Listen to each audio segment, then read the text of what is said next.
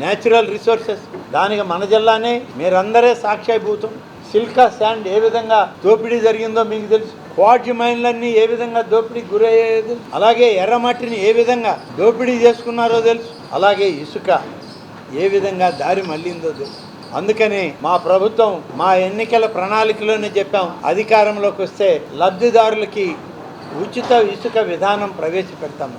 అందుకని ఇవాళ మా ప్రభుత్వం ఉచిత ఇసుకని ప్రవేశపెడుతూ నిర్ణయం తీసుకొని దానికి కూడా ఆదేశాలు ఇచ్చాం. దీనికి పూర్తి స్థాయి రూపకల్పనకి 2-3 మాసాల టైం పడుతుంది. కాబట్టి అప్పటి వరకు స్టాక్ పాయింట్స్లో ఉన్నటువంటి 48 లక్షల టన్నుల ఇసుక ఏదైతే ఉందో, అలాగే దానికి తోడుగా రాబోయేది వర్షాకాలం. ఇప్పటికే కృష్ణానదికి వరదలు మొదలయ్యాయి, గోదావరికి వరదలు మొదలయ్యాయి. ఇక రాబోయే రోజుల్లో కృష్ణా తర్వాత మన శ్రీశైలం నుంచి పెన్నా రిజర్వాయర్కి కూడా నీళ్ళు వచ్చే అవకాశాలు ఉన్నాయి. కాబట్టి ఇసుకని తీసుకోవడంలో 3 నెలలు పనులు ఆగిపోతాయేమో. అందుకని ఈ స్టాక్ పాయింట్స్లో ఉన్న ఇసుకే కాకుండా 3 మాసాలకి ఎంతైతే ఇసుక కావాలని చెప్పి ఒక అసెస్మెంటు అధికార యంత్రాంగం ప్రభుత్వానికి ఇవ్వడం జరిగింది. 1 కోటి టన్నుల ఇసుక పనులు ఆగిపోకుండా, ప్రైవేట్ కానీ ప్రభుత్వం కానీ, ఈ కట్టుబడులు కన్స్ట్రక్షన్స్ ఆగిపోకుండా ఇసుక అవసరం ఉంది. కాబట్టి ఇప్పటికే 48 లక్షల టన్నుల ఇసుక మా దగ్గర ఉంది. ఇంకా 60 లక్షల టన్నుల ఇసుక కావాలి. ఈ 60 లక్షల ఇసుక కూడా మేము సేకరించడానికి ఇప్పటికే గోదావరి కృష్ణ బ్యారేజీల దగ్గర అక్కడ ఉన్నటువంటి డంప్ యార్డ్స్లో ఇసుకని తరలించి స్టాక్స్ పెట్టి ఈ 3 నెలలు ఇసుక కొరత ఈ రాష్ట్రంలో లేకుండా, ఉన్న ఇసుక రాష్ట్రం దాటి బయటకు పోకుండా రాష్ట్రంలో ఉన్నటువంటి అన్ని జిల్లాలకు కూడా సరఫరా అయ్యే విధంగా ఉచిత ఇసుక విధానాన్ని మేము ఇవాళ అమలు చేయడానికి నిర్ణయించుకున్నాం.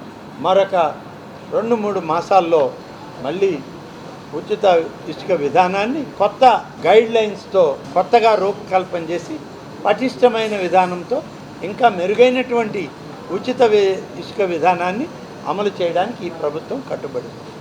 కాబట్టి ఈ విధంగా ఈ 3 మాసాలు కూడా ఇసుక కొరత రానికూడదని చెప్పి మిగిలినటువంటి ఇప్పుడున్న 40 లక్షలు, కొత్తగా రావాల్సిన 70 లక్షల టన్నుల ఇసుకను కూడా సేకరించి పెట్టుకొని 3 మాసాలు ఎటువంటి ఇబ్బంది లేకుండా, మరీ ముఖ్యంగా ఈ యొక్క కన్స్ట్రక్షన్స్లో పనిచేసేటువంటి కూలీలు మన రాష్ట్రం వాళ్ళు ఉన్నారు, ఇతర రాష్ట్రాల నుంచి పనికి వచ్చిన వాళ్ళు ఉన్నారు.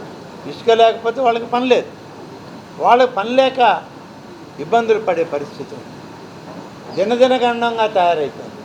అందుకనే అంతవరకు మాత్రమే ఈ 3 మాసాలకి ఇసుకని సేకరించి ఆ 2 నదుల నుంచి, అవసరమైతే పెన్నా నది నుంచి కూడా రాయలసీమ జిల్లాల్లో ఎక్కడైతే స్టాక్ యార్డ్స్ ఇసుక లేదో అక్కడికి కూడా మన ఇసుకని కూడా అవసరమైతే తరలించేదానికి ప్రభుత్వమే ఒక విధానాన్ని రూపకల్పన చేయాలని చెప్పి ఈ ఉచిత ఇసుక విధానాన్ని అమలు చేయడానికి ప్రభుత్వం నిర్ణయించింది.